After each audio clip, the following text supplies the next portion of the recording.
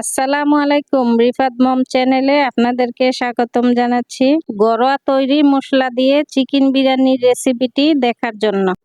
আশা করছি রেসিপিটি আপনাদের ভালো লাগবে।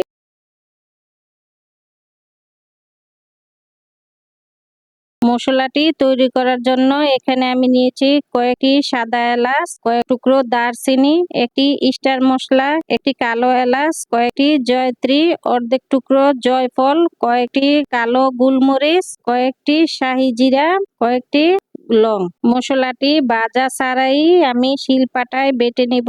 আপনারা চাইলে ব্লেন্ডারে গুঁড়া করে নিতে পারেন। চুলায় আমি একটা প্যান বসিয়ে দিয়েছি। এখানে দিয়ে দেব 2 কাপ রেগুলার রান্নার তেল। তেলটি গরম হলে দিয়ে দেব কয়েকটি তেজপাতা, কয়েকটি দারুচিনি, কয়েকটি সাদা এলাচ। মশলাটি কয়েক সেকেন্ড ভেজে নিব। তারপর দিয়ে দেব 2 কাপ পেঁয়াজ কুচি। পেঁয়াজগুলোকে ভালো করে একটু ভেজে নিব। পেঁয়াজগুলো ভাজা হয়ে গেছে। এখানে দিয়ে দেব 3 চা চামচ আদা বাটা, 3 চা চামচ রসুন বাটা। আদা রসুনগুলো আমি একটু ভেজে নিব যেন কাঁচা গন্ধটা না আসে। দিয়ে দিব বেটে রাখা বিরিয়ানির মশলা। মশলাটা কয়েক সেকেন্ড তেলে আমি ভেজে নেব। দিয়ে দিব 2 চা চামচ জিরার গুঁড়া, 1 চা চামচ মরিচের গুঁড়া, 1 চা চামচ ধনিয়ার গুঁড়া, পরিমাণ মতো লবণ। মশলাটাকে আমি ভালো করে কষিয়ে নেব। কষাতে কষাতে মশলা থেকে যখন তেলটা ছেড়ে দেবে তখন আমি এখানে মুরগির মাংস অ্যাড করব। এখানে আমি বড় সাইজের 3টি সোনালী মুরগি নিয়েছি। মাংসগুলো আমি একটু বড় বড় করে কেটে নিয়েছি। আপনারা ছোট বড় পিস করে নিতে পারেন। বিরিয়ানির মাংস একটু বড় সাইজেরই হয়। মশলাটা আমার কষানো হয়ে গেছে। মশলার থেকে তেল ছেড়ে দিয়েছে। এখন আমি অ্যাড করব মুরগির মাংস। এখানে আমি 4 কেজি মুরগির মাংস নিয়েছি 2 কেজি পোলাও চাউলের জন্য। মাংসটাকে ভালো করে মিশিয়ে নিব। মিশানোর পর ঢাকনা দিয়ে ডেকে রান্না করব আধা ঘন্টার জন্য।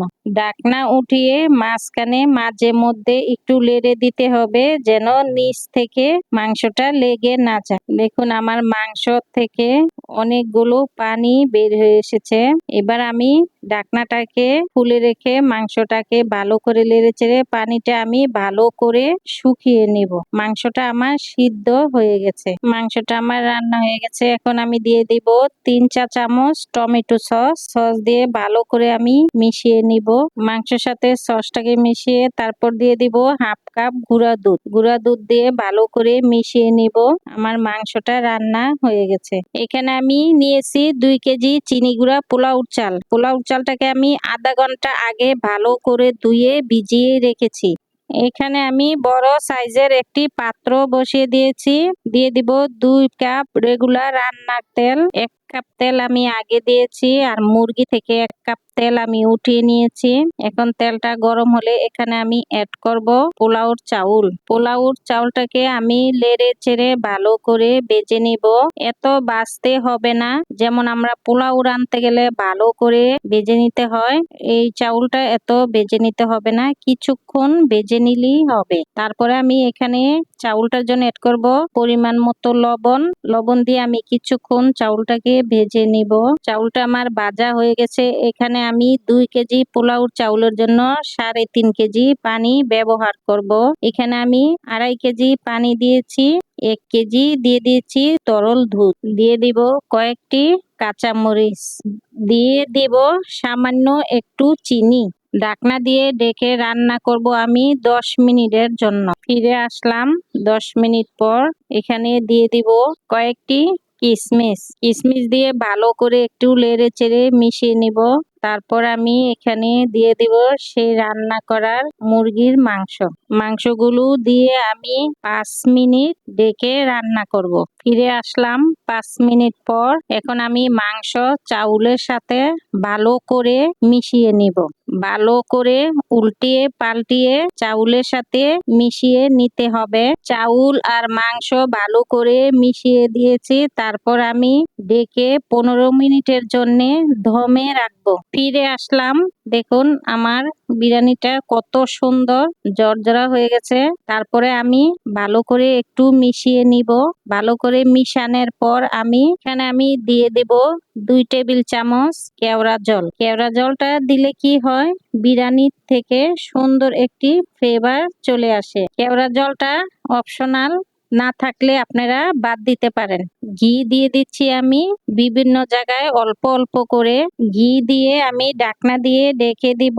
আমি লো হিটে দমে রাখবো 15 মিনিট। 15 মিনিট পর ভালো করে উল্টিয়ে পাল্টিয়ে মিশিয়ে আমি উপরের চালগুলো নিচে করব, নিচের চালগুলোকে উপরে করব। তারপরে আবার আমি ঢাকনা দিয়ে ঢেকে দমে রাখবো 10 মিনিট। 10 মিনিটের জন্য দমে রেখে দেব।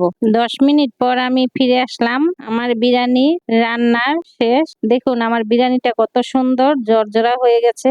বিরিয়ানিটা ঠান্ডা হলে আরো সুন্দর জর্জরা হবে।